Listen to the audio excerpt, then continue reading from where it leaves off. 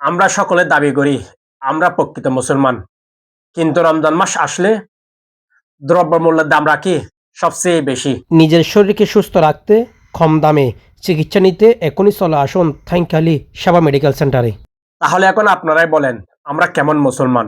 অন্য সময় যে জিনিসের দাম থাকে মাত্র ৮০ টাকা, রমজান মাস আসলে সেই জিনিসের দাম হয়ে যায় ১০০ থেকে ১২০ টাকা। তাও ডিফারেন্স অনলি 2 ডে অথবা 1 ডে।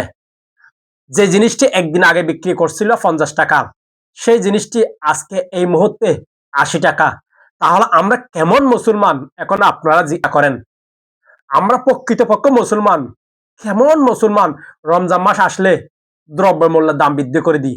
আমরা কেমন মুসলমান? অন্য দিনের তুলনায় রমজান মাসে সবকিছুর দাম বৃদ্ধি রাখি। আমরা কেমন মুসলমান?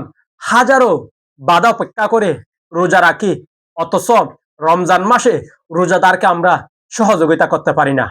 আমরা কেমন মুসলমান সেটা এখন আপনারা চিন্তা করেন। গতকালকে বিক্রি করছিল ৫০ টাকা, সেই জিনিস আজকে ১০০ থেকে ১২০ টাকা।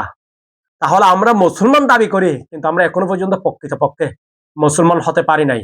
রমজান মাসে সবকিছুর দাম কম রাখা প্রয়োজন ছিল, কিন্তু আমরা মুসলমান দাবি করি সেই রকম মানুষ রমজান মাসে সবকিছুর দাম রাখি সবার ঊর্ধ্বে।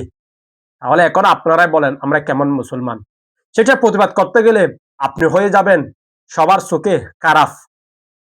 তাহলে কি আপনি বসে থাকবেন? আমার প্রয়োজন এখন রমজান মাসকে সামনে রেখে মধ্যবিত্ত পরিবার এবং গরিব পরিবার যারা আছে তারা যেন স্বস্তিতে রোজা রাখতে পারে এবং দ্রব্যমূল্য যেন একেবারে নিম্নে নিয়ে আসে, সেটা আমরা সবার কাছ থেকে আশা করতেছি।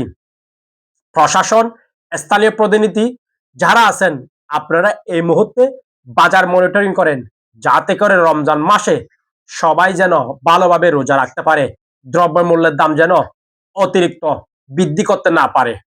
রমজান সবার জন্য বইয়ে আসুক সুন্দর, সমৃদ্ধ